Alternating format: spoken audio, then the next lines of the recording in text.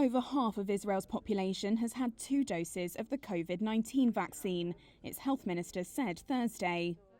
It's a world-beating rollout that has helped the country emerge from pandemic closures. Israel began distributing the Pfizer-BioNTech vaccine in December, with eligibility extended to people over the age of 16. That's around 69% of a population of 9.3 million. Israelis like Barak Saref say the rollout is transformative, giving them their freedom back. I think it's very good. It helps us to live very freely, not like other countries where they are afraid to live in quarantine and all that. In a statement, Health Minister Yuli Edelstein said at least 50.07% of the overall population had received both vaccine doses, and some 55.96% the first dose.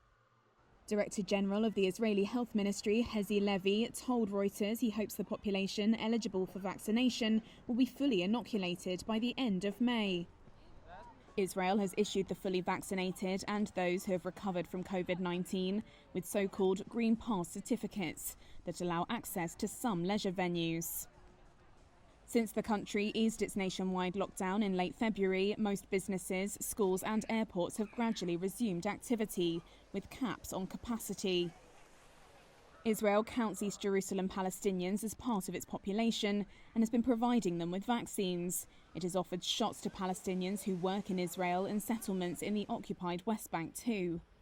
Palestinian health authorities have launched a limited vaccination program in the West Bank and Gaza Strip, using doses from Israel, Russia, the UAE and the global COVAX vaccine sharing initiative.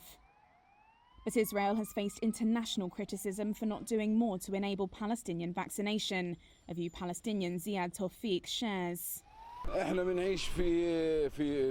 We live under an occupation. Even though we say we are a state, we are really not.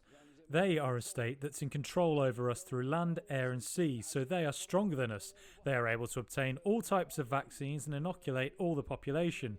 But it's not easy for us to get the vaccines like we think it is. Israel says Palestinians are responsible for such health measures in their own self-rule areas.